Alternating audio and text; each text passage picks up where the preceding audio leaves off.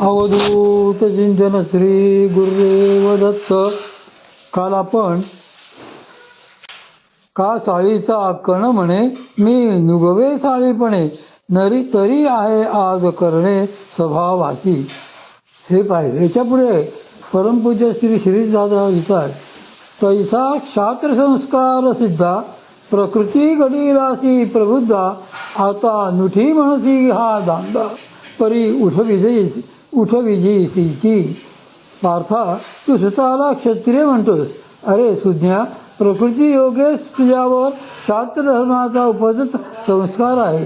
तरीही आता तू मी युद्ध करणार नाही असे म्हणत आहेस. पण तुझा हा प्रकृतीजन्य शास्त्र संस्कार तुला युद्ध करण्यास भाग पाडल्याशिवाय राहणार नाही. येथे श्री भगवंतांनी संस्कार सिद्धा हा जो शब्दप्रयोग केलेला आहे तो फार महत्त्वाचा आहे. मगाशी आपण सकामाचे 2 प्रकार बघितले. त्यातील एक प्रकार म्हणजे पारमार्थिक सकाम हा ब्रह्मप्राप्तीच्या सापेक्ष सांगितलेला आहे. परब्रह्म हे निर्गुण आणि निराकार आहे. नित्य नियमाने साधना करता करता वासना नष्ट होऊन एखादा साधक ब्रह्मस्वरूपामध्ये तदाकार झाला तर त्याच्या ठिकाणी स्वभाव प्रकट होतो. मूळ ब्रह्मस्वरूपाचे गुण मग त्याच्याही ठिकाणी प्रगटतात. त्यालाच ब्रह्मसापेक्ष स्वभाव असे म्हणतात. मग त्याला इतर काही सुचतच नाही. तो सगळे ब्रह्मभावनेनेच पाहतो आणि तसाच वागतो. ऋषभदेव व आरहत राजा. महाराज ऋषभदेव नावाचे एक मोठे अवतारी सत्पुरुष होऊन गेले. श्री भागवत पुराणात त्यांची कथा येते. जैन धर्माची व्युत्पत्ती सांगताना या भगवान श्री ऋषभदेवांची कथा श्री संत गुलाबराव महाराजांनी आपल्या अलौकिक व्याख्यानमालेतील 8व्या ध्यान नामक व्याख्यानात सांगितले आहे. हे ऋषभदेव महाराज नेहमी स्वभावात स्थिर असत. परब्रह्म स्वरूपामध्ये अखंड स्थिर असत. त्यांना जर कोणी विचारले की ब्रह्म म्हणजे काय, ब्रह्म खरोखरीच आहे काय, त्यावर ते म्हणत की ब्रह्म असेल किंवा नसेलही माहीत नाही. रस्त्याने चालताना ते अधांतरी चालत सतत परब्रह्मानुसंधान असल्याने त्यांचे शरीर हलके झालेले होते. परब्रह्म जसे कुठेही लिप्त होत नाही तसेच ते सुद्धा कुठेही लिप्त होत नसत. असेल नसेल माहीत नाही किंवा होय असेही आहे तसेही आहे अशीच ते प्रत्येक गोष्टीची व्याख्या त्यांच्या ब्रह्मनिष्ठत्वामुळे करीत असत. त्यांचे कुठेही लक्ष नसायचे. जर कोणी पंडितांनी त्यांच्याशी वाद घातला की आकाश घटाकार आहे की पटाकार, तर ते म्हणत घटाच्या किंवा पटाच्या आकाराचे कदाचित असेल किंवा नसेलही. अशी त्यांची वृत्ती निर्लेप होती. त्यांची वासना क्षीण असल्यामुळे त्यांना काही कर्तव्य उरलेले नव्हते. त्यांच्याच काळात आरहत नावाचा एक राजा होता. त्याला असे वाटले की हे फार मोठे अधिकारी महात्मा असल्याने यांची सेवा करावी, म्हणून तो श्रद्धेने त्यांच्या सेवेला लागला. कालांतराने त्याला ऋषभदेवाप्रमाणे आचरण करणे हेच साधूचे लक्षण असल्याचे वाटू लागले व तो त्यांचे अनुकरण करू लागला. त्याने घरदार राज्य वगैरे सोडून दिले व विरक्तीची दीक्षा घेऊन तो ऋषभदेवांप्रमाणेच वागू लागला. जैन पंथाचा उगम. सद्गुरूंपाशी एक महत्त्वाचे हातोटी असते. ते शिष्यांवर संस्कार करताना त्यांचा स्वभाव पाहून त्याप्रमाणेच संस्कार करतात. म्हणून एकाच सद्गुरूंचे 4 शिष्य जरी असतील तरी त्या 4ही जणांवर ते सारखाच संस्कार करणार नाहीत. ज्याच्या त्याच्या स्वभावाप्रमाणे ते ज्याला त्याला शिकवतील. तसे जर त्यांनी केले नाही तर शिष्यांसाठी ते विपरीत ठरते. त्यांना मग ते पेलवत नाही. झाडाचे मूळ जरी एकच असले तरी झाडाच्या शाखा वेगवेगळ्या दिसतात. तसेच सद्गुरू जरी एकच असले तरी त्यांनी केलेल्या संस्कारांचे प्रगटीकरण प्रत्येक शिष्याच्या ठिकाणी वेगवेगळे दिसत असते.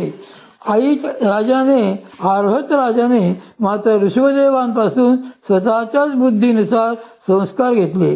त्याने पाहिले की हे ऋषभदेव रस्त्यावरून चालताना तेव्हा त्यांच्या पावलांचा स्पर्श जमिनीला होत नाही. त्यावर त्याने असा विचार केला की सूक्ष्म जीवांची हिंसा होऊ नये म्हणून ते तसे काय असावेत. त्यामुळे तो राजा सुद्धा रस्त्याने किडे मुंग्यांना टाळून चालायला लागला. ऋषभदेव कोणत्याही प्रश्नाला स्वादस्ती नसती अशी उत्तरे देत असत. राजाला वाटले कोणी दुखावले जाऊ नये म्हणून ते तशी उत्तरे देत असतील, म्हणून त्याने देखील इतर जीवांना न दुखवल्याचे तत्व स्वीकारले. त्याने अशा पद्धतीने अहिंसेचे तत्व अंगीकारले. खरे तर भगवान ऋषभदेवांची अहिंसा ही स्वभावजन्म होती. ब्रह्मस्वरूपात स्थिर असल्याने ती आपोआप आलेली होती. पण राजाने त्यांचे प्रत्येक बाबतीत ओढून ताणून अनुकरण केले. पुढे त्याच राजा करवी त्याची वासना क्षीण न झाल्याने जैन पंथाची स्थापना झाली. श्री माऊलीचा अभिप्राय. सद्गुरू श्री माऊलींनी 13व्या अध्यायात अहिंसेचे व्याख्यान करताना असे म्हटले आहे की एकी धर्माच्या वाहणी गाळू आदरिले पाणी, तव गाळीतया आहारणे जीव मेले. काही जणांनी धर्मातील अहिंसा पालनाकरिता पाणीही गाळून प्यायला सुरुवात केली, पण त्या प्रक्रियेतही जीवहिंसा होतेच. एकीकडे किडा मुंगी नाकातोंडात जाऊन त्यांची हिंसा होऊ नये म्हणून हे लोक तोंडाला वस्त्र लावतात. दुसरीकडे हे लोक पाणी देखील गाळून पितात. पण पाणी गाळता गाळता कितीतरी जीवांचा नाश होतो. आपण श्वास आत घेतो त्याबरोबर कितीतरी सूक्ष्म जीव आत आत असतात. नाकातोंडावर पट्टी बांधल्याने त्यात अडकून काही सूक्ष्म जीव मरतातही. तुम्ही कुणाला बोलून दुखत नसाल, पण जर स्वभावाने वागून दुखवत असाल तर अशा प्रकारे अहिंसा पाळतो म्हणणाऱ्याला आचार विचार प्रणालीतील दोष श्री माऊलींनी तेथील भाष्यात दाखविलेले आहेत. येथे श्री भगवंतांनी पार्थाला शास्त्रसंस्कार सिद्धा असे म्हटलेले आहे. पार्थाच्या अंतःकरणावर शास्त्रधर्माचे शास्त्रवर्णाचे संस्कार आहेत. तो त्याचा प्रकृती सापेक्ष स्वभावच आहे. प्रत्येकाच्या ठिकाणी सत्व रज तम या 3 गुणांपैकी एका गुणाचे जन्मजान प्राबल्य असते. त्यानुसार त्याचा वर्ण निश्चित होत असतो. ज्याच्या ठिकाणी सात्विक गुणाचे प्राबल्य असते तो ब्राह्मण, रजोगुणाचे प्राकल्प दिसते तो क्षत्रिय आणि तमोगुणाचे प्राबल्य असते तो क्षुद्र. वर्ण हे गुणाधिष्ठितच असतात. तसेच स्वभावही गुणसापेक्ष असतात. पार्थ हा क्षत्रिय होता. त्याच्या ठिकाणी रजोगुणाचे मुख्य संस्कार होते. सत्वाचा मोठा अंश आणि रजोगुणाचे प्राबल्य होते. म्हणूनच श्री भगवंत त्याला सांगतात की प्रकृतीने जन्मजात तुझ्या ठिकाणी शौर्य तेज दक्षता इत्यादी शास्त्रोक्तीयुक्त गुण दिलेले आहेत. हा तुझा प्रकृती सापेक्ष स्वभाव आहे, म्हणून याच्या विरुद्ध तुला जाता येणार नाही. हे सांगून ते पुढे म्हणतात की तैसा तू आपुल्या कडून मी काही न करी म्हणून ठासी पायी भरवसेनी तूची करसी. अरे पार्था, तू लाख म्हणशील की मी हे करणार नाही म्हणून, पण दुसऱ्या ठिकाणी असलेला प्रकृती सापेक्ष स्वभाव तुझ्याकडून हे जबरदस्तीने करून घेईल. अदृष्टाचा भोग. पुढे श्री भगवंतांनी पार्थाला मागच्या एका प्रसंगाची आठवण करून देत म्हटले की उत्तर वैराटीचा राजा पळता तू का निघालासी झुंजा, हा शास्त्रस्थ स्वभाव तुझा झुंजवीर तुझं. महाभारताच्या विराट पर्वामध्ये हा प्रसंग येतो. पांडव अज्ञातवासात असताना काही काळ विराट राजाकडे राहत होते. त्यावेळी त्रिगर्ताचा राजा सुशर्मा याने दुर्योधनाच्या सल्ल्यानुसार विराट नगरीवर दक्षिणेकडून हल्ला केला. कौरवांनी उत्तरेकडून हल्ला चढवला. विराट पुत्र उत्तर बृहन्नरेला सारथी करून त्यांचा प्रतिकार करण्यास निघाला, पण कौरवांचे प्रचंड सैन्य पाहून तो पळत सुटला.